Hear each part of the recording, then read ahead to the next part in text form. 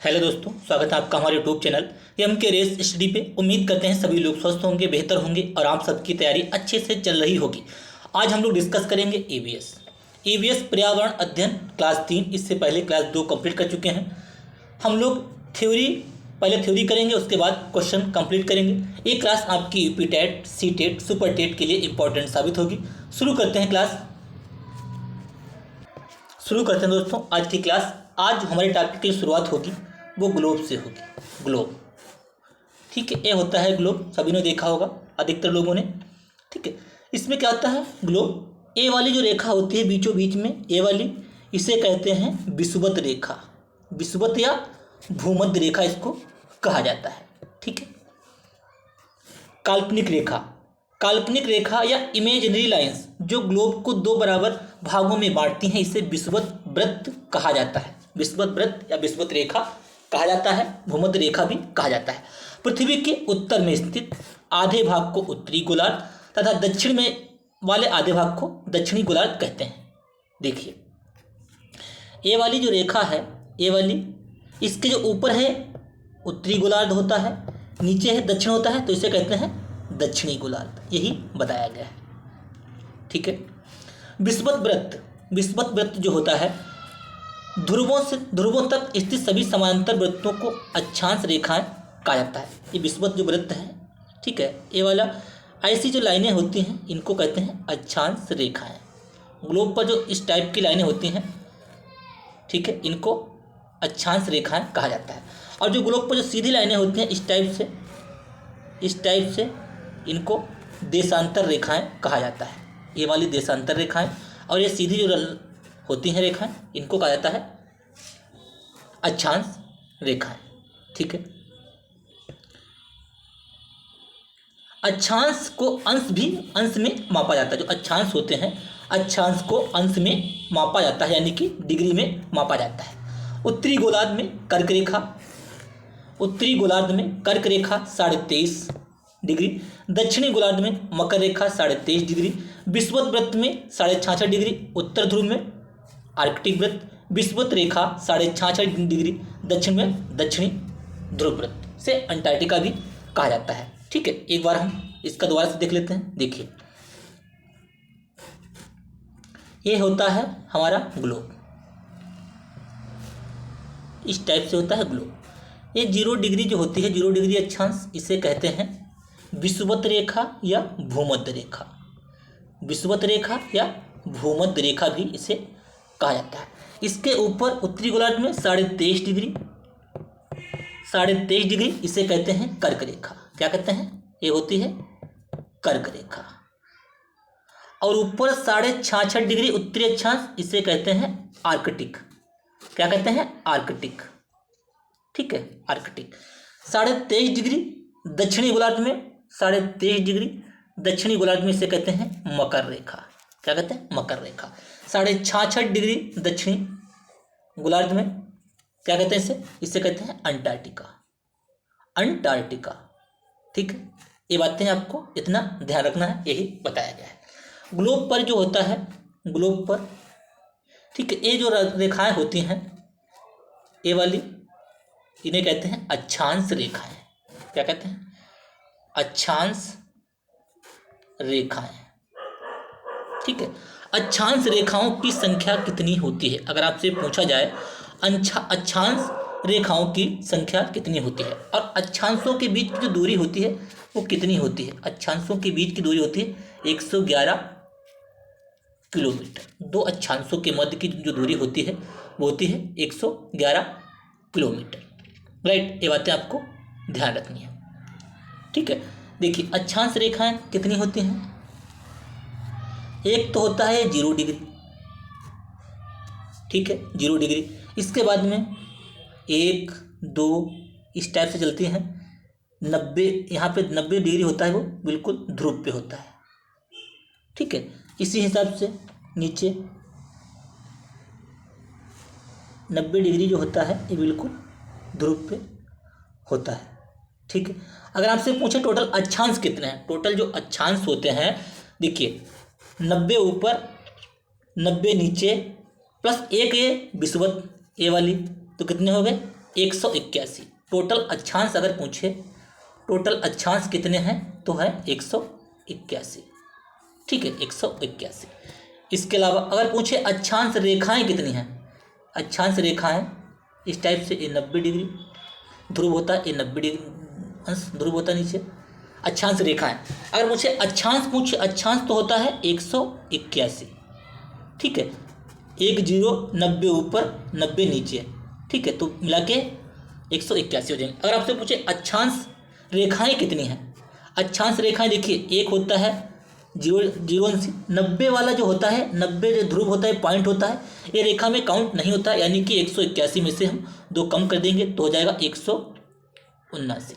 अगर अक्षांश रेखाएं पूछे तो हैं 179। अक्षांश रेखाएं हैं 179, क्योंकि जो पॉइंट 90 होता है ध्रुव होता है, ये रेखा नहीं होती है। 179 अगर अक्षांश पूछे तो हैं 181। राइट, इतना आपको ध्यान रखना है। अक्षांशों के बीच की जो दूरी होती है 111 किलोमीटर होती है। 2 अक्षांशों के बीच की दूरी जो होती है 111 किलोमीटर होती है। राइट, इतना ध्यान रखना है। ठीक है, अब देखते हैं नेक्स्ट, पृथ्वी के ताप कटिबंध।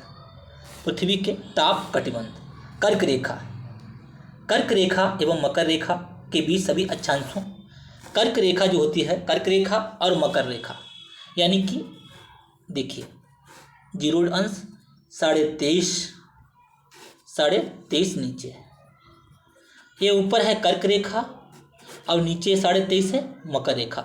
कर्क रेखा और मकर रेखा के बीच यानी कि ए वाली डिस्टेंस, ये जो इतनी कर्क रेखा और मकर रेखा के बीच में डिस्टेंस है ए वाली। ठीक है, कर्क रेखा और मकर रेखा के बीच सभी अक्षांशों पर सूर्य वर्ष में एक बार दोपहर में सिर के ठीक ऊपर होता है, यानी कि डायरेक्ट यहाँ पे बीचों बीच तुम्हारे सर पे ऊपर रहेगा। ठीक है, इस कंडीशन में, इसीलिए इस क्षेत्र में सबसे अधिक ऊष्मा प्राप्त होती है। यानी कि कर्क रेखा और मकर रेखा के बीच जो सूर्य होता है, इस वाली डिस्टेंस में यहाँ पे देखिए बिल्कुल डायरेक्ट ऊपर पड़ता है, तो क्या होता है यहाँ पे अधिक ऊष्मा प्राप्त होती है।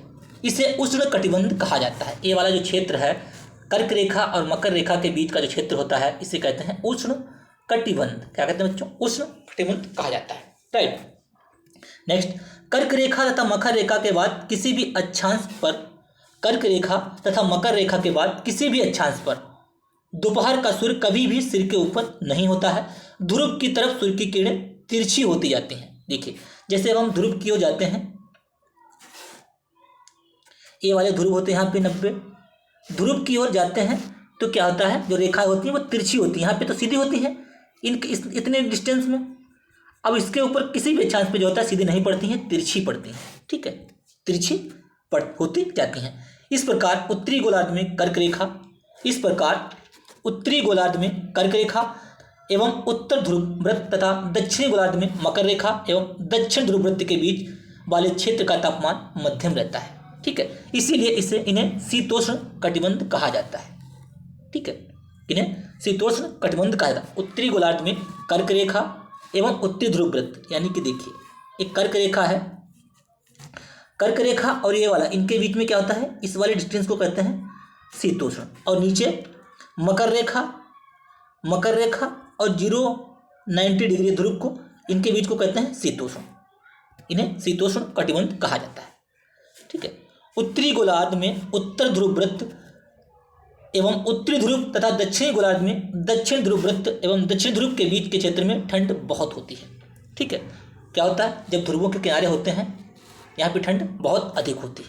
ठीक है, क्योंकि यहाँ सूर्य क्षितिज से ज़्यादा ऊपर नहीं आ पाता है, इसीलिए ये शीत कटिबंध कहलाते हैं। क्या कहलाते हैं? इसलिए ये शीत कटिबंध कहलाते हैं। राइट, टोगा द्वीप एवं हिंद महासागर में स्थित मॉरिशस द्वीप एक ही अक्षांश 20 डिग्री पर स्थित है। अगर आपसे पूछा जाए, टोंगा द्वीप जो होता है एवं हिंद महासागर में स्थित मॉरिशस द्वीप एक ही अक्षांश 20 डिग्री पर स्थित है, यानी कि टोंगा द्वीप एवं हिंद महासागर, ठीक है, में स्थित मॉरिशस द्वीप एक ही अक्षांश में पर स्थित है। नेक्स्ट देखते हैं, यामोत्तर एवं ध्रुव वृत्त।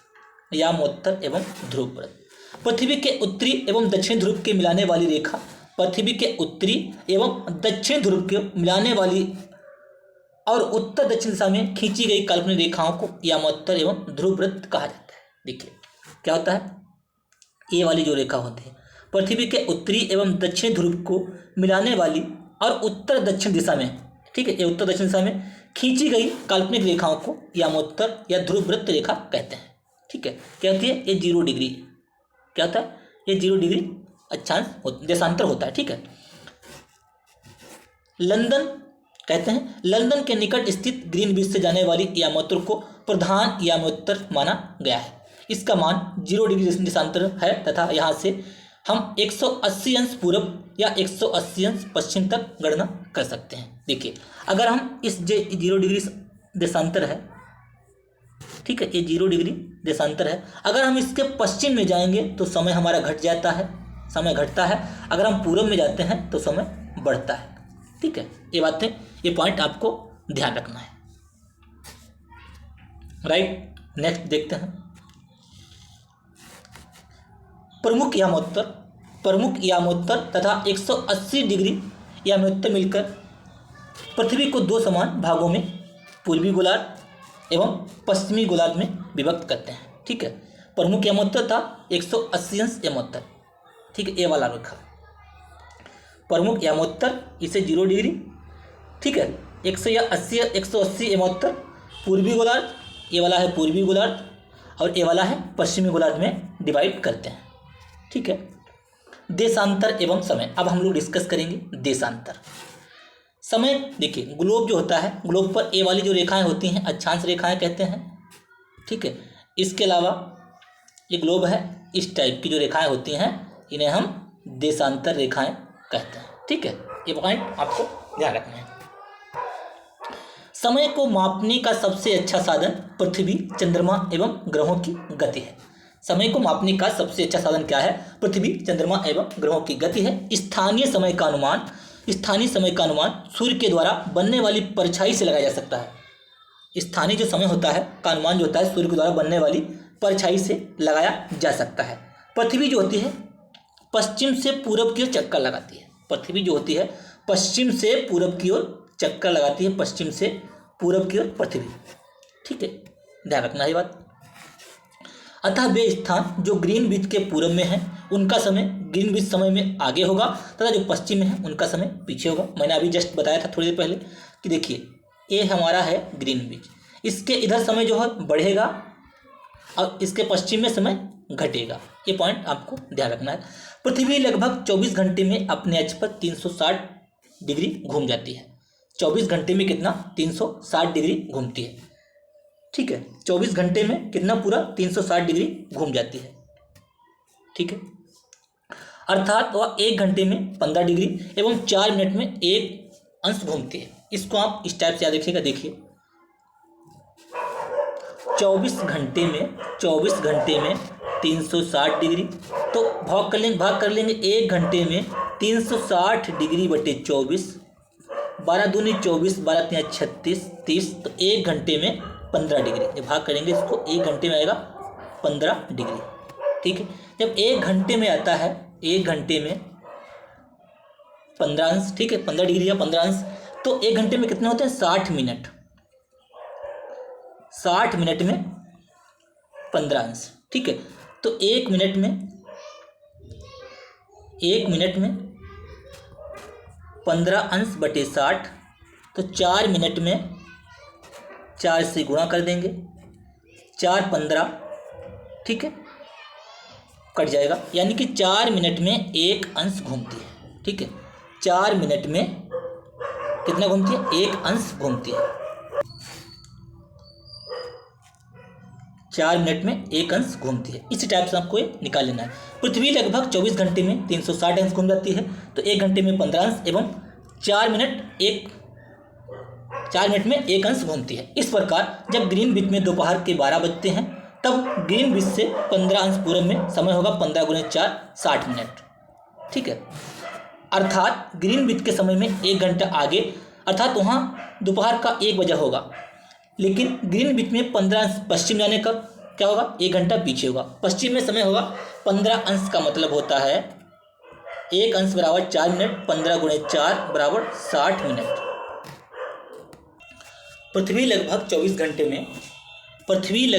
घंटे में 360 घूम जाती है, अर्थात वह 1 घंटे में 15 अंश तथा 4 मिनट में 1 अंश घूमती है। इस प्रकार जब ग्रीनविच में दोपहर 12 बजते हैं तब ग्रीनविच से 15 अंश पूरब में समय क्या होगा। ये ग्रीनविच जो है 15 अंश पूरब में समय क्या होगा, यानी कि पूरब में 1 घंटा आगे होगा। 15 अंश का मतलब होता है 15 अंश बराबर 1 अंश में कितना 4 मिनट, तो 15 गुणे 4 बराबर 60 मिनट, यानी कि पूरब में 1 घंटा आगे होगा। अगर पश्चिम में क्या है, पश्चिम में कम होगा तो 1 घंटा पश्चिम में समय कम होगा। ठीक है, लेकिन ग्रीनविच में 15 अंश पश्चिम समय ग्रीनविच 1 घंटा पीछे होगा, यानी वहाँ सुबह 11 बजे होंगे। इसी प्रकार जब ग्रीनविच पर दोपहर के 12 बजे होंगे उस समय 180 अंश मध्य रात्रि होगी। क्या होगी, 180 अंश पर मध्य रात्रि होगी। ठीक है, किसी भी स्थान पर सूर्य आकाश में जो है जब सूर्य आकाश में अपने उच्चतम बिंदु पर होता है दोपहर में, उस समय घड़ी में दिन के 12 बजते हैं। क्या है, दिन के 12 बजते हैं। इस प्रकार घड़ी के द्वारा दिखाया गया समय उस स्थान का स्थानीय समय होगा। क्या होगा, उस स्थान का स्थानीय समय होगा। भारत ग्रीनविच के पूरब में 82.5 पूरब में स्थित है। ठीक है, तथा यहाँ का समय ग्रीनविच समय से 5.5 घंटा आगे है। 82.5 जब 82 अंश को 30 डिग्री इसमें कराएंगे तो क्या आएगा, 5.5 घंटा आगे आएगा। ठीक है, जब लंदन में दोपहर 2 बजे होंगे तब भारत में शाम के 7:30 बजे होंगे, यानी कि जो 5.5 घंटा आगे है, जब लंदन में 2 बजे होंगे तो 5.5 इसमें ऐड कर दीजिए तो 7.5 घंटा आगे हो जाएगा। ठीक है, 7:30 बज जाएंगे, 5.5 घंटा आगे ही रहेगा। पृथ्वी की गतियाँ, अब हम लोग पृथ्वी की गतियों के बारे में डिस्कस करेंगे। पृथ्वी का अपने अक्ष पर घूमना क्या होता है, घूर्णन कहलाता है। पृथ्वी का जो है अपने अक्ष यानी कि एक सेंटर पॉइंट है और पृथ्वी इस सेंटर पॉइंट इस हिसाब से घूमती है तो क्या होता है, यह होता है घूर्णन। पृथ्वी की घूर्णन गति के कारण ही दिन और रात होते हैं।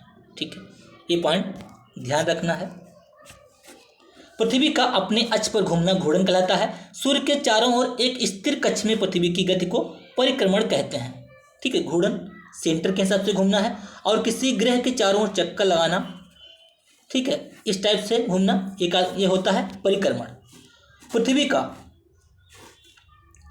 का अक्ष एक काल्पनिक रेखा है। पृथ्वी का अक्ष क्या है, पृथ्वी का जो अक्ष है एक काल्पनिक रेखा है। पृथ्वी का अक्ष एक काल्पनिक रेखा है जो इसके कक्षीय सतह से 66.5 डिग्री कोण बनाती है। वह समतल जो कक्ष के द्वारा बनाया जाता है उसे कक्षीय तल कहते हैं। वह समतल जो कक्ष के द्वारा बनाया जाता है उसे क्या कहते हैं, कक्षीय तल कहा जाता है। ग्लोब पर वह वृत्त जो दिन तथा रात को विभाजित करता है उसे प्रदीप्त वृत्त सर्किल ऑफ इल्यूमिनेशन कहते हैं। ठीक है, जो ग्लोब है, ग्लोब पर जो दिन रात को डिवाइड करता है उसे क्या कहते हैं, सर्किल ऑफ इल्यूमिनेशन या प्रदीप्त वृत्त। पृथ्वी एक वर्ष या 365 दिन, पृथ्वी जो होती है एक वर्ष या 365 दिन और 6 घंटे में सूर्य का चक्कर लगाती है। यानी कि पृथ्वी जो होती है 1 साल और 6 घंटे 365 दिन और 6 घंटे में सूर्य का चक्कर लगाती है। हम लोग एक वर्ष 365 दिन का मानते हैं तथा 6 घंटे इसमें नहीं जोड़ते हैं। 6 घंटे लगातार 4 साल जो, अगर 6 घंटे जोड़ते नहीं है 365 दिन का मानते हैं, 4 साल तक ये 6 घंटे होते हैं तो क्या होता है, 4 साल में 1 दिन बढ़ जाता है यानी कि 24 घंटे हो जाते हैं। और 4 साल बाद तो क्या होता है, लीप वर्ष आता है, इसीलिए 1 दिन बढ़ जाता है तो लीप वर्ष आ जाता है। ठीक है, 6 घंटे 4 साल में 24 घंटे हो जाते हैं, अर्थात एक दिन फरवरी के महीने में जोड़ दिया जाता है, जिस कारण फरवरी के महीने में प्रत्येक चौथे वर्ष 1 दिन बढ़ जाता है। वो महीना 29 दिन का होगा जिसे हम लीप वर्ष कहते हैं। जैसा कि मैंने बताया 6 घंटे अगर हर साल जोड़े जाएंगे तो 1 दिन बढ़ जाएगा और फरवरी में ऐड होता है, उस दिन 29 फरवरी को होती है, इसे लीप वर्ष कहते हैं। ऋतु में परिवर्तन, जो सीजन्स होते हैं, ऋतुओं में परिवर्तन सूर्य के चारों ओर पृथ्वी की स्थिति में परिवर्तन के कारण होता है। ठीक है, 21 जून को उत्तरी गोलार्ध सूर्य की तरफ झुका हुआ होता है। सूर्य की किरणें कर्क रेखा पर सीधी पड़ती हैं। 21 जून को जो क्या होता है, सूर्य की किरणें कर्क रेखा पर सीधी पड़ती हैं। इसके परिमाण स्वरूप इन क्षेत्रों में ऊष्मा अधिक प्राप्त होती है। 21 जून को इन क्षेत्रों का सबसे लंबा दिन तथा सबसे छोटी रात होती है। 21 जून को सबसे बड़ा दिन होता है और सबसे छोटी रात होगी। ठीक है, पृथ्वी के इस अवस्था को उत्तर आयनात कहते हैं। क्या कहते हैं? उत्तर आयनात कहते हैं। 22 दिसंबर को दक्षिण ध्रुव के सूर्य की ओर झुके होने के कारण मकर रेखा पर सूर्य की किरणें सीधी पड़ती हैं। उत्तरी ध्रुव रेखा के बाद वाले भागों पर लगभग 6 महीने का लगातार दिन होता है। ठीक है, ये पॉइंट ध्यान रखने हैं। नेक्स्ट, दक्षिणी गोलार्ध में लंबे दिन तथा छोटी रातों वाली ग्रीष्म ऋतु होती है। पृथ्वी की इस अवस्था को दक्षिण आयनात कहते हैं। क्या कहते हैं? दक्षिण आयनात कहा जाता है। ऑस्ट्रेलिया में ग्रीष्म ऋतु में क्रिसमस का पर्व मनाया जाता है। ऑस्ट्रेलिया में ग्रीष्म ऋतु में यानी कि समर सीजन में क्रिसमस का पर्व मनाया जाता है, त्यौहार मनाया जाता है। 21 मार्च 23 सितंबर को सूर्य की किरणें विषुवत वृत्त पर सीधी पड़ती हैं। ठीक है, यानी कि 21 मार्च और 23 सितंबर को सूर्य की किरणें विषुवत रेखा या भूमध्य रेखा या विषुवत वृत्त पर सीधी पड़ती हैं। ठीक है, इस अवस्था में कोई भी ध्रुव सूर्य की ओर नहीं झुका होता है। क्या? कोई भी ध्रुव सूर्य की ओर नहीं झुका होता है, इसीलिए पूरी पृथ्वी पर रात एवं दिन बराबर होते हैं। विषुव कहा जाता है। विषुव का मतलब होता है रात और दिन समान। ठीक है, रात और दिन जब समान होते हैं उस कंडीशन को कहते हैं विषुव। ये कब होता है? 21 मार्च और 23 सितंबर को। इतना आपको ध्यान रखना है। जो सूर्य की किरणें होती हैं वो विषुवत वृत्त पर सीधी पड़ती हैं। विषुवत रेखा या भूमध्य रेखा भी विषुवत वृत्त रेखा को कहा जाता है। पृथ्वी के प्रमुख परिमंडल, major domains of the earth, इनके बारे में अब हम लोग डिस्कस करेंगे। पृथ्वी का ठोस भाग जिस पर हम रहते